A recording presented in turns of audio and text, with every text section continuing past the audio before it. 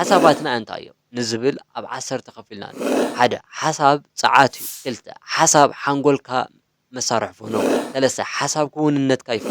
رابعي حسابات سمعيتاتن بحوار يصير حمشي تحت حلنا خلنا حساباتك يسمعي ثالث حسابات نمن النت يقرص شوعي حسابنا أمراو متأثر حيلي يملسلك شامناي حسابات كفوسو ويكو قدو يخولي هشعي حسابات مس منفسك يرخلك عسراي قويتا أمرخا نسخا إخاي بزرزر ترجمة من رفعه من تليغنا خنرغ نفتنينا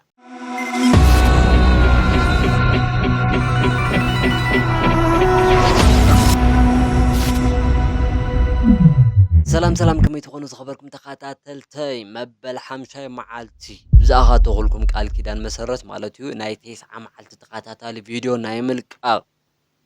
اللي خاي مالتي حزون قصيله يلو بمسرت مال زا تقولكم قال دما حسابات لعلى حيلي وي سبور باور يزبل حيزه مصي الله لما انت مالتي ازي كنملك لنا انت مالتي حساب سبور باور وي سبورمان يقال خنملك لنا انت مالتي بخمي منقد يقول صدل يزبل حتى أوشتهم كم زفتر رجسني عيب سوقنا حدا شيء تخاتلت تعلقهم يقول نبارة تخاتلتي سبسكرايب زي قبركم تعلقهم ما تبجهم سبسكرايب مقارن بتعمي صبو نتعنا وجن كان مالتي بتعمي تقامي نعبيت كاب بتعمي تقام حيرنا خن عبيد لاينات مسات صباح زقرم استوديو حيزة زقرم انتن قرا وصل لا حبو شيء إلى زمان سكنا له زمان فطور اللي أخبركم ماتيو قبل لو ما عند حسابك أنت خاتو حساباتك على حيلي وسبور باور يخنبل كلنا أنت مالك تخرت كان على مخان نتي أبي هوت كازولو ساعات يغنعي إنت تحسبوك قدام النت تخوه وي تعلموا نتي أب كبابي خازولو ساعات يسحبن يقرصون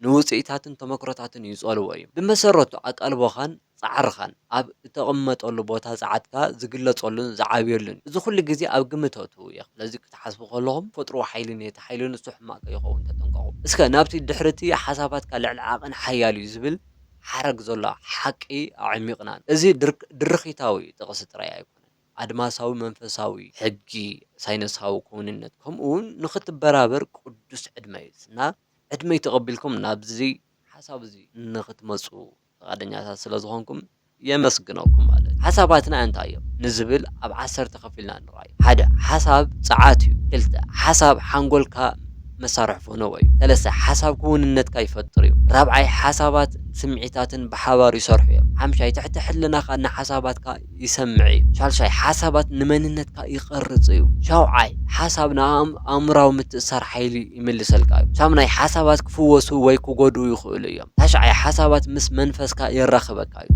عسراي قويتا أمرخا نسخا إخاي بزرزر ترجمة من رفعه من تليغنا خنرغ نفتنينا وطر حدث لنا حسابات ساعات إلينا حسابات ساعات زخونو لمخنات بخمي من قد يسكي كل زلك حساب حلاف أمراو مثل ترأي من قد كاد ساعات حسابات مدققام يسكم اتهم مدققام دما نابدقا ناب عبدري فطرة يوزاوز نتي تسحبون تروخبون صلواي قبرو مال حسابات كان نابزو خدو ساعات يوح سلازي نابت خدو وفلتو نابزو خدو تفلتو بمتايو حسابكم بمفلات مالت ناقصر خلتا نسكر حساب حنقولك مسارح فنوي نأمرخا كم منفساو قند راديو وي أنتي نحسب بمو مس نفسه وكاف حساب ملكتاتات ناب آدماس تونجف هلخا مالتو إز ملكتنا آدماس تونجفو زلخا دما بحق سحبات بمقطعاتي زسما مع فريكوينسي تركب هلخا مالتو أي فرح حسابات زيادة فرح يعدم أي فقرة حسابات نزيادة فقر يعدم ناي دفرات حسابات زيادة دفرات يعدم ناي تقولوا تغينون كومم ببزح حسابات نعدلات ما قنيت قبر مالتو حسابات سنة زيادة دروتنت يزقلص سلازي حسابكم تدنقوا لهم نفس الساينخي حسابات كوننت كيفطروا إلنا حسابات كوننت كيفطروا خن بالكلنا انت قدام ابي هوتك مستياتنا يوشتاوت حساسب عالم كاي ابز حلفه قليصاي اتيكم رايو حساب مدقام امنت يفطر است امنتتي نعرأيخ يقرصمو ناتكرأي دما بخمي كم اتواسائن كم تقلصن بخمي كم تقلصن يوسن مال لذي حسابك غير امنتك غير كوننتك غير مالت اب صبوق كونديشن تزي خليهم اب صبوق ناي مننت قرط تزي خليهم زي بمقار عرسكم تغيروا رابعين حساباتن سمعيتاتن بحبار يصرحيهم حساباتن سمعيتاتن بحبار يصرحيهم ዘይነጻጸሉ እዮም ልቢ እንተኢልና ኣሎ ሓሳብ ንበይኑ ሓያል እዩ ብስምዒት ክነድድ ከሎ ግን ማግኔታዊ እዩ ስምዒት ኣብ ምንቅስቓስ ፀዓት እዩ ንሓደ ሓሳብ እንተሓሲብካዮን ብዕምቆት እንተተሰሚዒካን ሓጎስ ፍርሒ ምስጋና ሕርቃን ሂወትን ናህርን ትህቦ ኣለኻ ማለት ሓሳባት እቲ ብልጭታ እዮም ስምዒታት እቲ ሓዊ እዩ ክልቲኦም ኣተኣሳስሮም ሂወትካ ኣስተኻኽል ብፍላይ መብዛሕትአና ሰባት እንታይ የጋጥመና እዩ ዝኾነ ነገር ንሓስብ ወይ ንምነሞ ግን ትስምዐና ስምዒት እንታይ ድዩ ከይከስሮ ደኣ ከይወድቕ ደኣ ገለ ዝብል እዩ እዚ ኔጋቲቭ ዝኾነ ኣተሓሳስባ ከይወድቆን ከይከስሮን ዝብል ነገር ስለ ተሰምዐካ ጥራይ ነቲ ተመኒኻዮ ነበርካ ሓሳብ ይፈርስና እቲ ዝፈራሕካዮ ይመጽእ ማለት ስለዚ ናይ ኣተሓሳስባኻ ውጽኢት እዩ እትሓስብዎ ነገር ኣስተኻኽሉ ማለት ዝፈርሕዎ ይግበአኩም እትደልይዎ ነገር ብድፍረት ክስምዐኩም ግበሩ ሓምሻይ ትሕቲ ሕልናኻ ይሰምዕ ትሕቲ ሕልናን ዘይትፈልጥዎ ማለት ኣብ ውሽጢ ኣእምሮና ዝርከብ ክልተ ክፋላት ኣለዋ ኣእምሮና ትሕቲ ሕልናኻን ሕልናን ዝበሃሉ ማለት ትሕቲ ሕልና ማለት ብጣዕሚ ተኣምራዊ ዝኾነ መሰረታዊ ናይ ናትካ ኢቭን ረቂቕ ዝኾነ ኣካል እዩ ክመውት ዘይኽእል ኣካል እዩ ኣብቲ ምስ ገሊኡ ትሕቲ ንቕሓት ሕልና ተባሂሉ ይግለጽ እዩ ምስ ነፍሲ ተታሒዙ እውን ይግለጽ እዩ ጥራይ ግን ብደንቢ ሕዚ ክገልጸልኩም እየ ጥቕሙ ማለት ዋላ እውን ዓዊልካ እንተዘይበልካዮ ትሕቲ ሕልናኻ ኩሉ ግዜ ይሰምዕ እዩ ኢልና ኢና ተደጋጋሚ ሓሳባትካ ከም መምርሒ ይወስዶ ብቐጻሊ ኣነ ንፉዕ ኣይኮንኩን ኢልካ እንተሓሲብካ ትሕቲ ሕልናኻ ምንም ግደ ይህወን ምስቲ ዛንታ ዝሰማማዕ ክውንነትካ ክቐርጾ ይጅምር በዚ ድማ ስንፍናኻ ይገዝፍ ሰነፍ ምዃንካ የንፀባርቐልካ ማለት እዩ ስለዚ ድማ እዩ ምርግጋጽ ኣስተንትኖ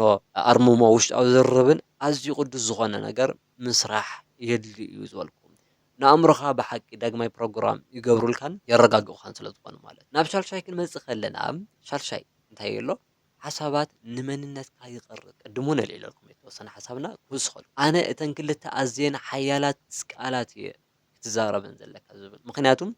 እቲ ዝስዕብ መንነትካ ስለ ዝኸውን ደኺመ ኣለኹ ተሰቢረ እየ ወይ ተዓፅየ እየ ኢልካ እንተሓሲብካ ነተን ግዝኣትካ መልሕቕ ትገብረለን ኣለኻ ፍጹም ድማ ክትጅግን ኣይትኽእል እታ ካልእቲ እንታይ እያ ክፍወስ ኣለኹ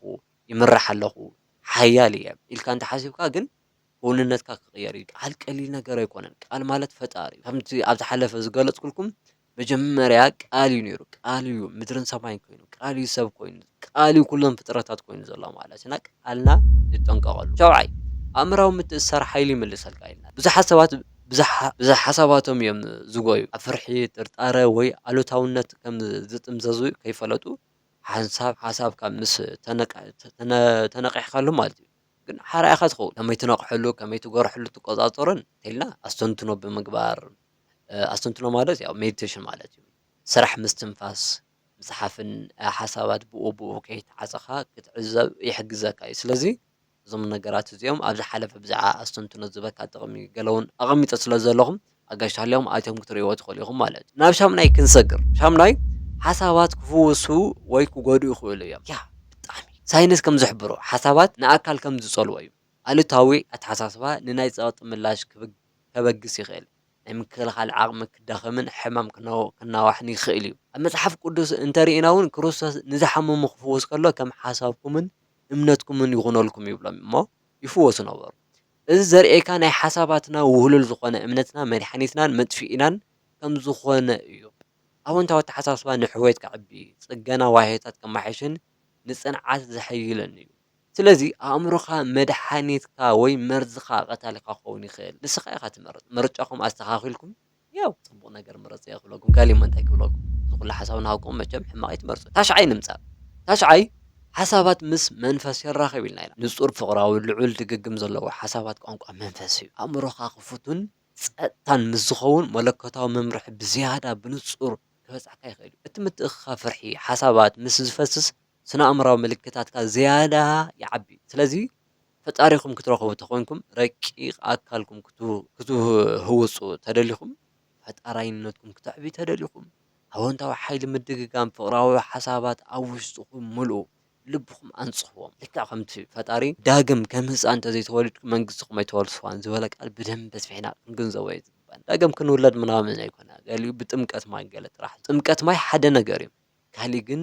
ቅንዕና ምክንያቱ ህፃን ቆልዓ እንታይ እዩ ኣይሞኽን መቸም ህፃንነትና ብጣዕሚ ዝናፍቐና ምክንያቱ ተንኮል ኣይንፈልጥን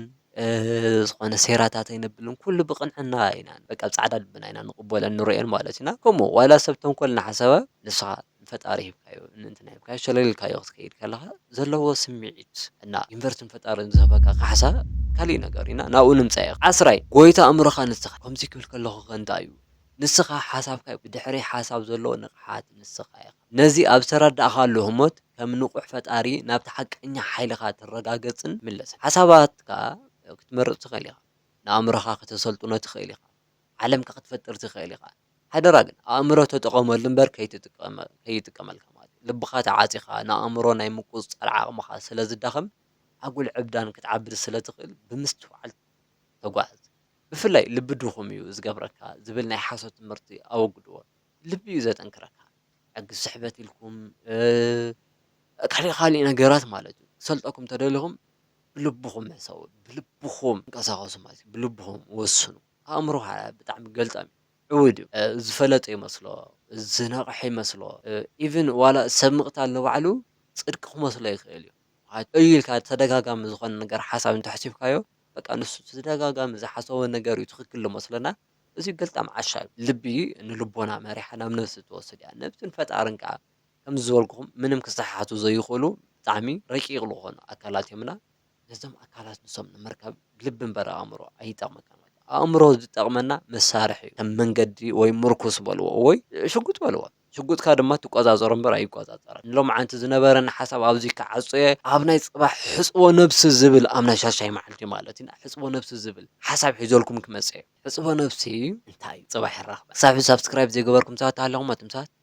ደስ ኣይብልን ኣቲኹም ሰብስክራይብ ግበሩ ኣበራታትዑኒ ሞራል ኩንኒ ንዝወዓለ ሓሳባት ድማ ማለት እዩ ተቃውሞ ይኹን ድጋፍኩም ኣብ ኮመንት ኣቐምጡለይ ሕቶ ተሃሊኩም እውን ኣብ ኮመንት ኣቐምጡለይ ፈትሸ ኣንቢበ ንዕኡ ዝምጥን ዝብሎ ነገራት ሒዘልኩም ክቐርብ እየ ሰናይ ንዓኹም ፅባሕ ይራኽበና